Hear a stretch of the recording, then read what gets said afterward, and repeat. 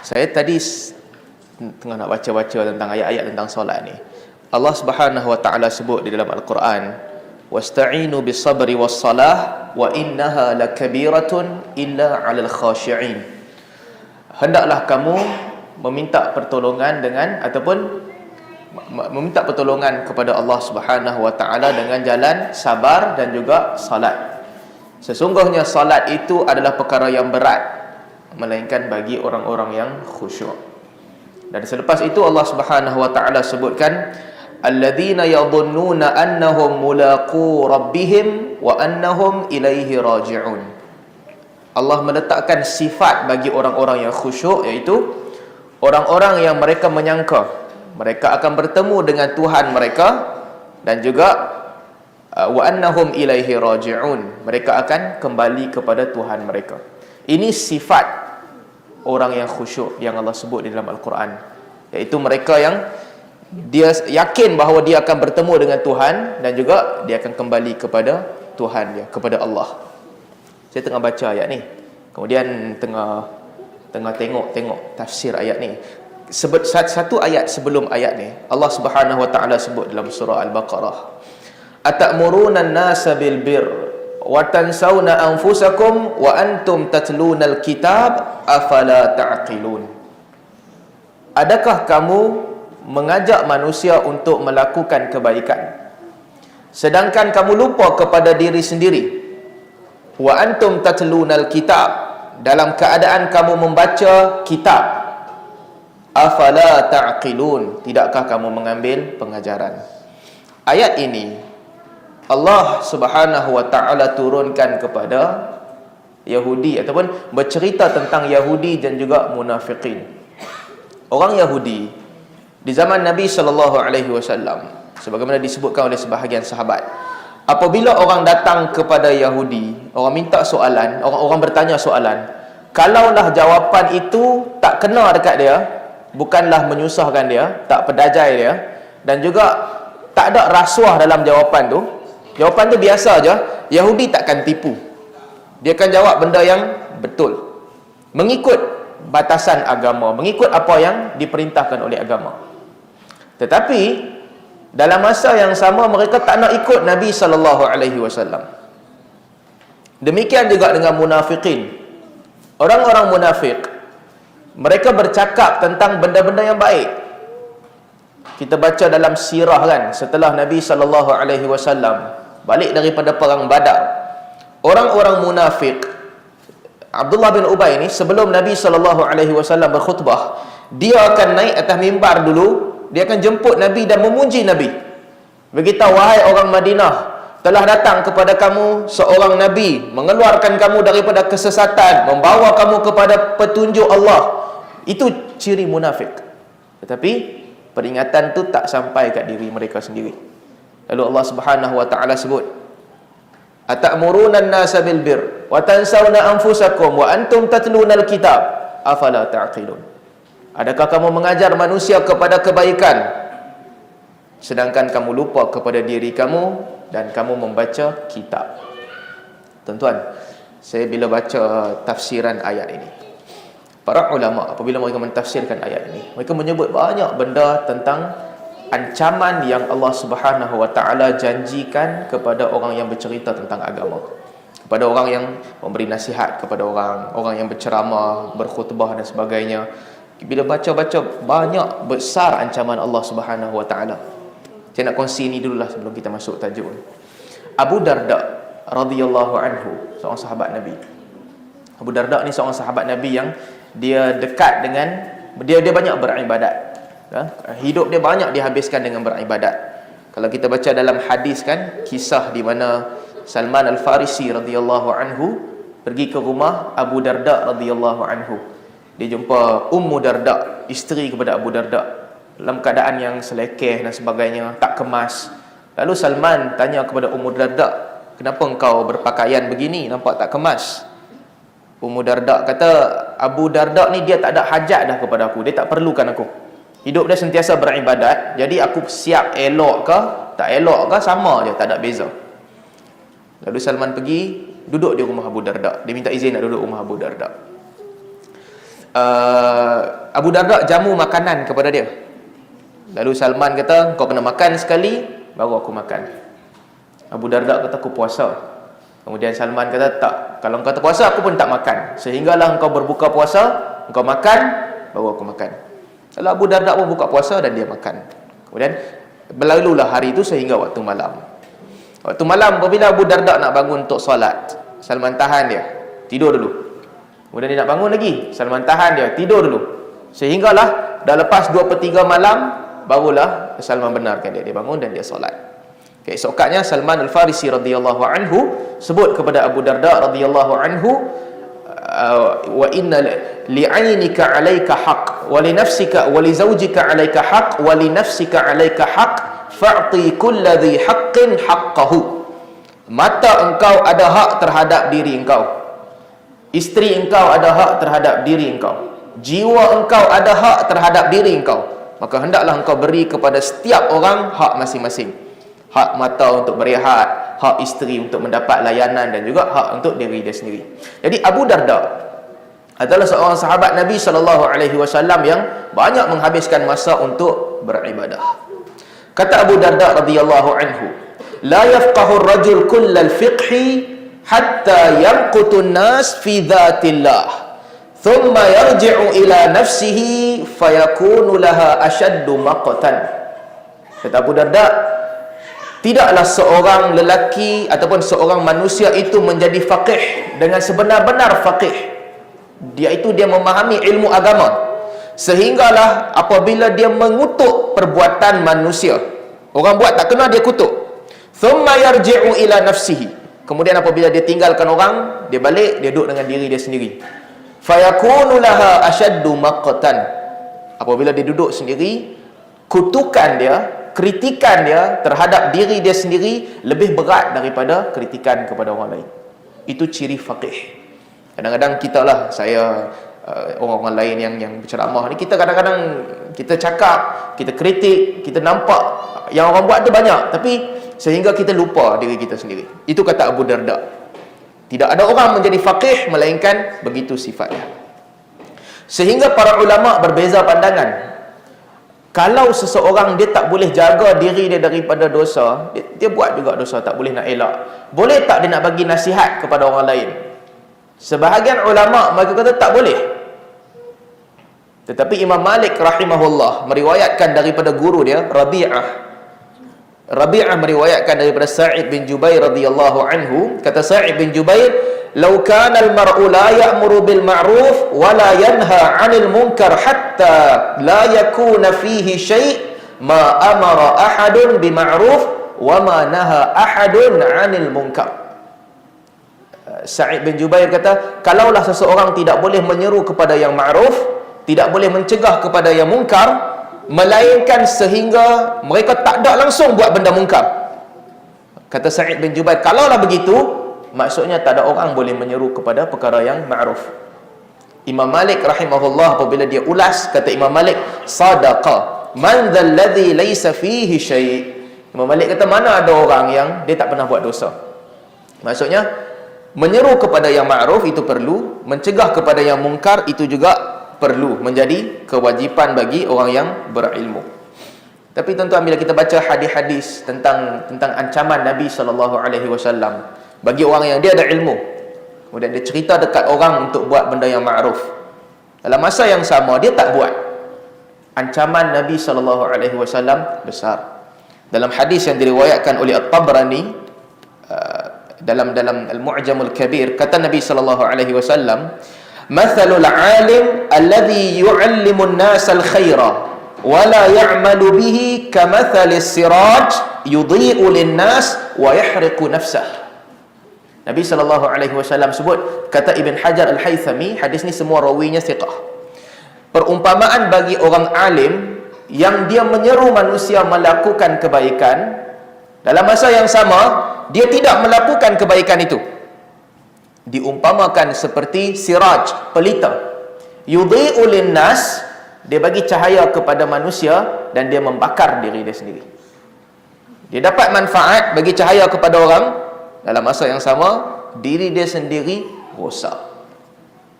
Tuan-tuan, bila kita berilmu kan, kita punya tanggungjawab lebih besar daripada orang yang tidak berilmu. Orang yang tidak berilmu, dia pergi menghadap Allah Subhanahu Wa Taala, dia ada alasan, seandainya dia tak tahu. Tapi orang yang berilmu, dia pergi menghadap Allah Subhanahu Wa Taala, kita adalah yang kita belajar dan sebagainya. Apa alasan kita kalau kita tidak melakukan perintah Allah Subhanahu Wa Taala? Apa alasan kita kalau kita meninggalkan perintah Allah, ataupun kalau kita buat larangan Allah Subhanahu Wa Taala? Dalam hadis yang diriwayatkan oleh Imam Ahmad, kata Nabi sallallahu alaihi wasallam, apabila Nabi sallallahu alaihi wasallam jalan pada malam Nabi diangkat, Laila usriya bihi, pada malam Nabi diangkat, malam Isra. Nabi sallallahu alaihi wasallam melihat lelaki yang dia punya bibir ni dicucuk dengan besi. Antara dua bibir dia dicucuk dengan besi, lalu ditarik, dibawa jalan. Nabi SAW tanya kepada Jibril, man haula, siapa lelaki yang bibir dia dicucuk ni? Kata Jibril alaihi salam, khutaba min ahli dunya, mimman kanu ya'muruna an-nasa bil ma'ruf atau ya'muruna an-nasa bil bir wa yansawna anfusahum wa hum yatluna al-kitab. Dalam sebahagian riwayat disebut khutaba min ummatik. Jibril kata itulah penceramah di kalangan umat engkau.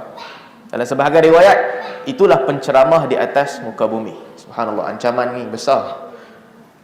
Kata Jibril kepada Nabi SAW, mereka ni dihukum begitu sebab ya'murunan nas bil birri, mereka mengajar manusia untuk melakukan kebaikan. Mereka melupakan kebaikan itu terhadap diri mereka sendiri. Wahum yatlunal kitab, sedangkan mereka membaca Alkitab. Tuan-tuan, saya bila baca hadis-hadis ni jadi risau. Kita biasa cerita ke orang buat benda baik dan sebagainya, tapi bila kita tengok ancaman-ancaman ni, subhanallah, dia berat. Apabila kita menyeru manusia kepada kebaikan, dalam masa yang sama kita tinggalkan kebaikan itu. Dalam hadis yang diriwayatkan oleh Ahmad, juga diriwayatkan oleh Imam Bukhari kalau tak silap saya, daripada Usamah bin Zaid. Apabila orang tanya Usamah bin Zaid radhiyallahu anhu, kenapa dia tak pergi cakap dengan Uthman, cerita tentang apa masalah pemerintahan dan sebagainya, dan panjang hadis tu. Cuma akhirnya kata Usamah bin Zaid radhiyallahu anhu, kata Usamah, inni la aqulu li rajulin innaka khairun nas. Usamah kata, semenjak aku mendengar hadis Nabi SAW, aku tak pernah kata kepada orang, mana-mana orang, engkaulah sebaik-baik manusia. Dia tak pernah puji orang. Apa hadis itu? Nabi SAW bersabda, yuja'u birrajuli yaumal qiyamah fayalqa finnar, akan didatangkan seorang lelaki pada hari kiamat, lalu dia dihumban ke dalam neraka. Fayandaliqu bihi aqtabihi, lalu dia diikat, dia ditarik dengan bibirnya, dia ditarik. Fayaduru biha finnar kama yadurul himar, ditarik dengan ikatan dekat bibir dia ni, ditarik ke dalam neraka sebagaimana keldai ditarik lelaki tu. Fayatifu bihi ahlun nar, lalu dia pusing melawat ahli neraka. Orang lelaki ni pusing melawat ahli neraka. Fayaqulun ya fulan ma asabaka alam takun ta'muruna bil ma'ruf wa tanhana 'anil munkar. Ahli neraka bila tengok lelaki ni, ahli neraka akan kata, ya fulan, wahai lelaki, apa masalah engkau ni?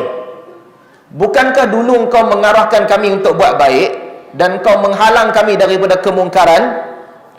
Fayaqul kuntu amurukum bil ma'ruf wa la atihi wa anhaakum 'anil munkar wa ataituhu.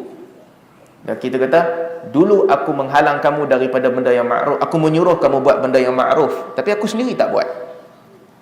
Dulu aku menghalang kamu daripada melakukan kemungkaran, tapi aku sendiri buat. Subhanallah, tuan-tuan. Azab bagi orang yang apabila dia mengetahui kebenaran, dia meninggalkan kebenaran itu. Ibnu Abbas radhiyallahu anhu, Ad-Dhahhak menyebutkan, orang datang kepada Ibnu Abbas, lalu orang tanya kepada Ibnu Abbas, Inni uridu an amura bil ma'ruf wa anha 'anil munkar. Lelaki ni datang kepada Ibnu Abbas, dia kata, wahai Ibnu Abbas, aku nak jadi penceramah. Kita Ibnu Abbas, aku nak menyeru manusia untuk buat benda baik dan meninggalkan benda mungkar. Qala au balagta dzalika.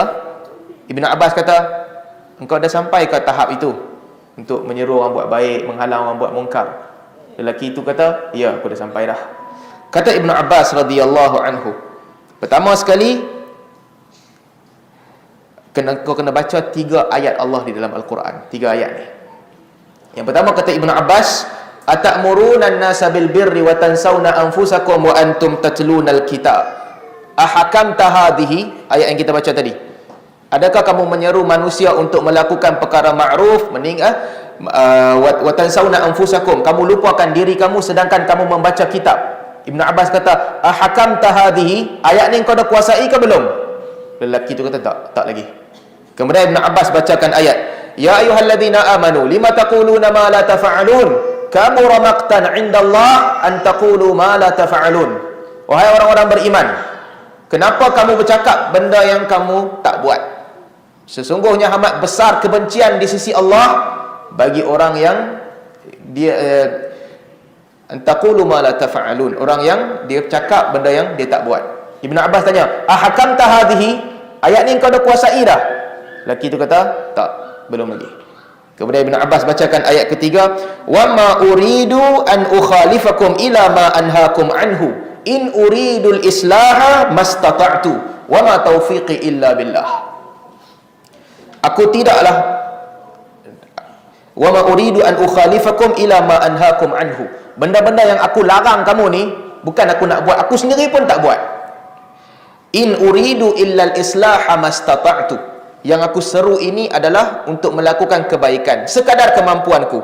Wa ma taufiqi illa billah, dan tidak ada yang menyempurnakan ataupun menyempurnakan urusan itu, memberi taufik melainkan Allah. Ini kata Syuaib kepada kaum dia. Ibnu Abbas tanya, ahakamta hadhihi, ayat ni kau dah buat dah? Maksudnya kalau kau larang orang, kau sendiri tak boleh buat langsung. Lelaki itu kata, belum ni. Kata Ibnu Abbas selepas itu, fabda bi nafsik, kau start dengan diri kau sendiri, lepas tu kau pergi cakap dengan orang lain. Demikian juga kata Ibrahim An-Nakhai radhiyallahu anhu. Tuan-tuan, Ibrahim An-Nakhai seorang alim besar. Dia boleh cerita masalah fiqh, tak ada masalah, dia boleh cerita masalah fiqh, pakar fiqh.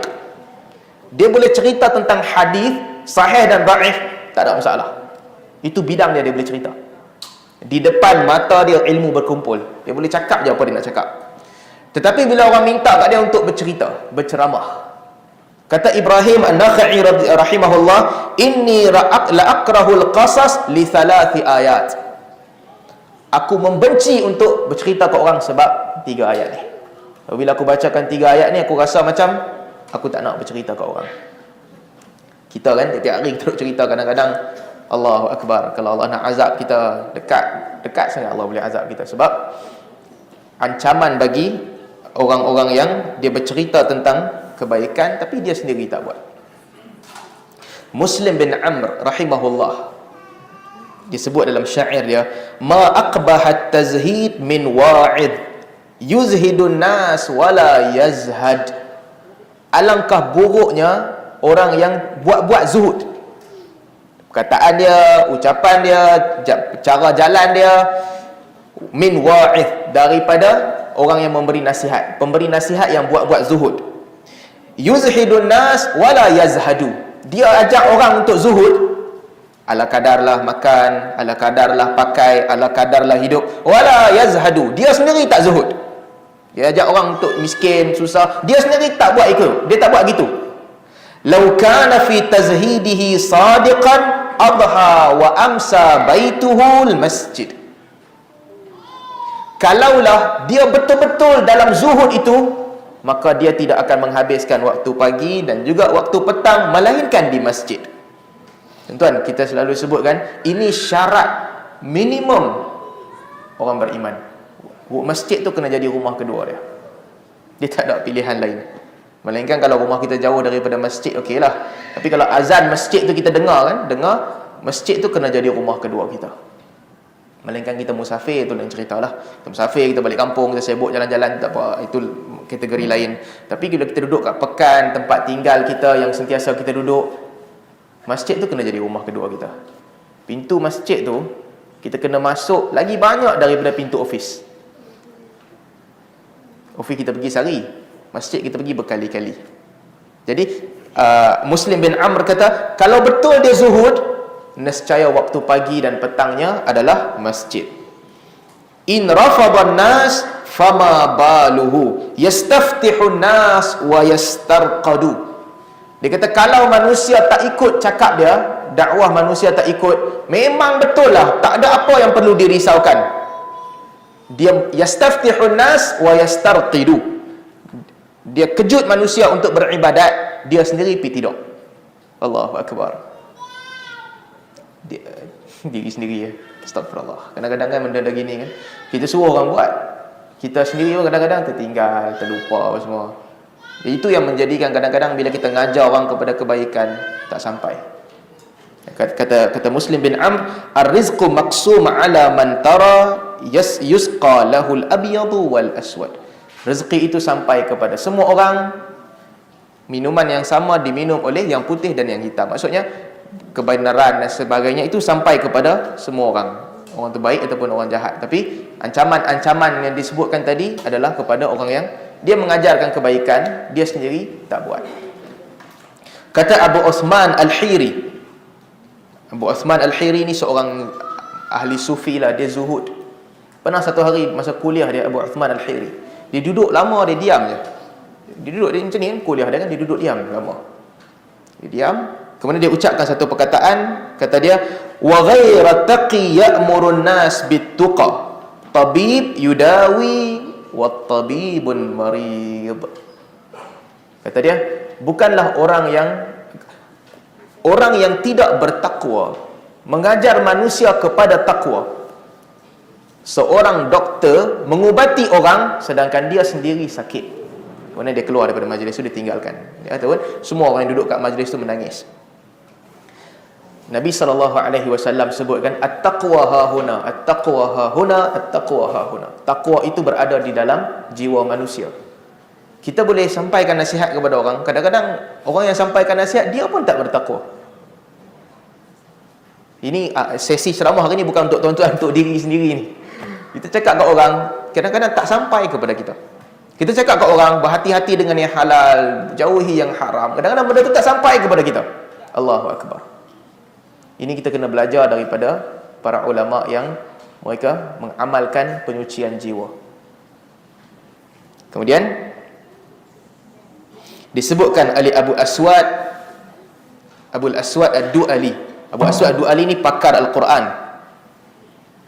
Dia antara orang yang terlibat dalam menulis letak baris dalam Al-Quran dahulu. Kata dia, la tanha an khalqin wa ta'an khuluqin wa ta'ti mithlah. Janganlah kamu menghalang daripada satu sifat sedangkan kamu buat sifat tu. Allahu Akbar. Ini paling berat. Kita menghalang orang buat dosa, tapi kita buat dosa lain, itu dah berat dah. Tapi jangan kita halang orang buat satu benda, kita buat benda tu. Itu paling berat. Katanya, arina alaika idza fa'alta azim. Kalau engkau melakukan perbuatan itu, malu besarlah kepada engkau.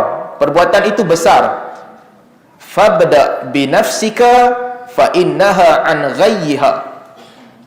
Mulakan dengan menghilangkan kesesatan daripada jiwa engkau sendiri. Fa idzan tahat anhu fa anta hakim. Setelah engkau berjaya memulihkan jiwa engkau adalah hakim.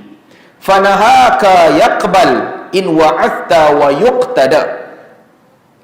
Fanahaka yaqbal in wa'athta wa yuqtada bil qawli minka wa yanfa'u at-ta'lim.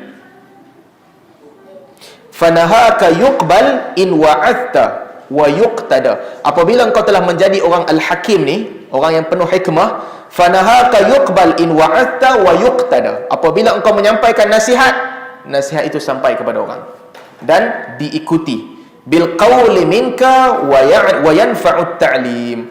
Perkataan kau itu sampai dan juga memberi at-ta'lim, memberi ilmu kepada orang.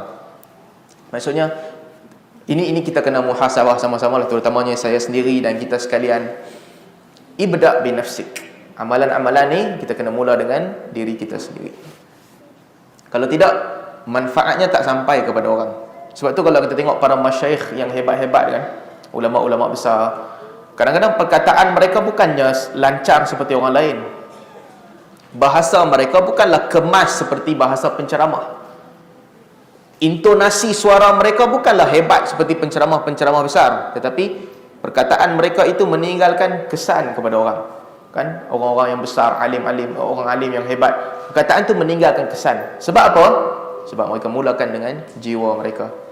Daripada jiwa yang bersih, yang jauh daripada dosa dan sebagainya, mereka sampaikan nasihat. Lalu bila nasihat itu sampai kepada orang, dia sampai dengan kemas, masuk ke jiwa orang yang mendengar itu. Jadi ini nasihat untuk kita bersamalah, terutamanya saya sendiri dan kita sekalian. Kita kena banyak bertaubat kepada Allah Subhanahu Wa Taala, ya, banyak istighfar, banyak minta ampun kepada Allah dan sebagainya. Kadang-kadang kita terlepas, banyak benda yang kita terlepas pandang. Selagi mana Allah Subhanahu Wa Taala tutup aib kita, Allah pelihara diri kita, kita tutup aib kita sendiri. Kan kalau Allah buka aib kita, Allah tunjukkan apa yang kita buat, apa yang kita fikir, apa yang kita cakap kepada orang lain, tak ada orang akan menghormati kita.